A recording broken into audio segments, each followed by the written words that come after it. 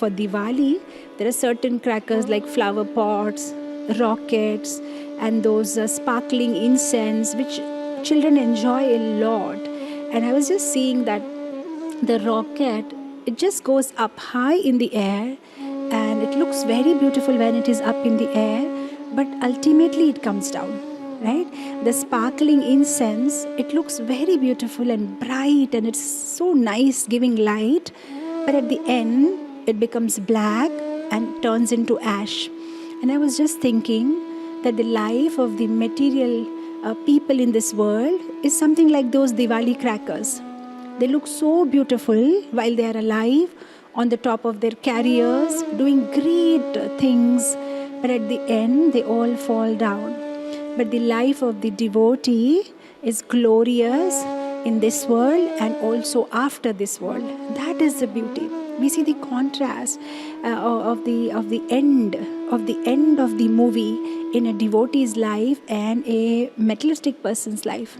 You see, most of the materialistic people, they may be very successful, whether it is the Napoleon Bonaparte or the Alexander the Great, or just about anybody you take it from the social life, political life, or just about anybody you just take out on random in history, and you will see that they had a glorious life, but their end was very sad. They were crying, they didn't want to die, they were suffering. That is how they left their body.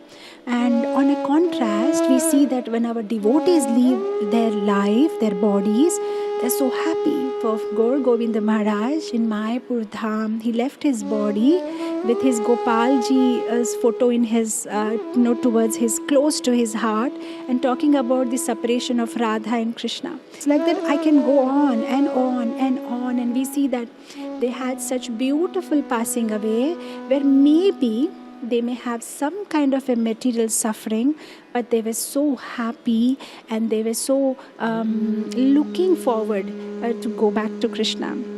So they know where is the next destination. They're not confused and they're not baffled. But people in this material world, they are confused. They don't want to leave this body, right?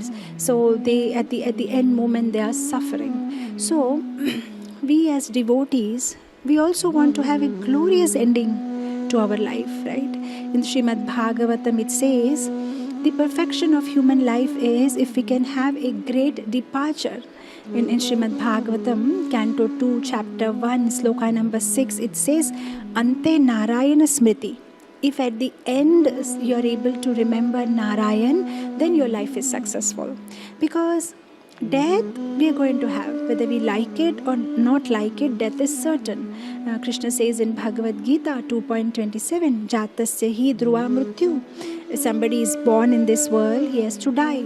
Somebody dies, he has to born again. So death is certain. But how we are going to go through the death, that is in our hand. That is something we can work on, right? Dying man should do Shravanam, Kirtanam and Smaranam. Now, somebody may say, well, that is about dying man, but I'm healthy, fit and fine. No, we are all in the process. We are all in the queue.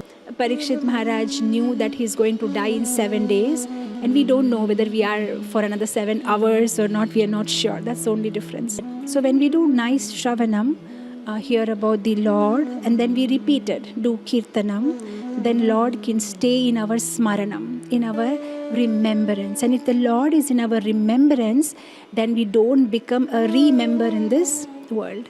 If we remove the Lord from our remembrance, then we keep on having a remembership of this material world, the club of this material world. We have to go on renewing our remembership. But if we remember Lord, then we can go back to Godhead. See, for a karmi or for a materialistic person, a death is like a axe. They're afraid, oh my God, death is like an axe going to kill them, But for a yogi, death is a tool to take them to Krishna. Sometimes we take a car and we go to the airport, and when we reach the airport, we are ready to give up the car because now we have to board the flight. We don't cry that I don't want to give up a car. You have to give up the car, then only you can, board the flight and go to your next destination. So for the yogis, this body or the death is just a tool. For a materialistic person, the death is an axe which is going to kill them. They're afraid of it. But for a devotee, death is a invitation of love. It's an invitation of love by Lord Shri Krishna. And it's an invitation to come back home, back to Godhead, to Lord Shri Krishna. So death can become a lover's invitation for us if we develop that loving relationship with Krishna. Just like a young girl, when she's getting married, she's crying because she's going to leave her parents. At the same time, there's a lot of happiness in her heart because she knows that she's going to the person's house whom she knows very well, who loves her, and she's going to be happy there. So similarly for devotees, when they leave this body, it's a little painful because they're going to leave the physical association of those devotees out here in this world, but they're happy because they know the destination. They're going to a place where there is somebody who loves them all the more than anybody in this world, and who is their ever well-wisher. So for a devotee, death is a lover's invitation. So we all need to work hard in this direction, develop a loving relationship with Krishna, develop a loving relationship with devotees, be grateful, be forgiving, be serious, be conscious, fix up our goal and work in this direction. Then we can also have a glorious death like Srila Prabhupada, and we can go dancing back home, back to Godhead. Thank you so much. Srila Prabhupada ki jai. Hare Krishna.